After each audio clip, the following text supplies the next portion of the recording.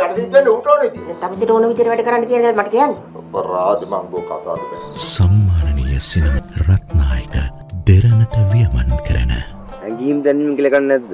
දැනන හැම හැඟීමක්ම ක්‍රියාත්මක කරන්නේ පිරිසන්.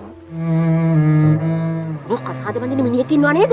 උගෙන් අහලාද මේව කරන්නේ? අම්මා කරපු ඔක්කොම වැඩ කරේ අප්පගෙන් අහලාද? මං ටැමිල් වලින් කතා කරා. මෙයාලා කියනවා මං ටැමිල් හොඳට කතා කරනවා කියලා.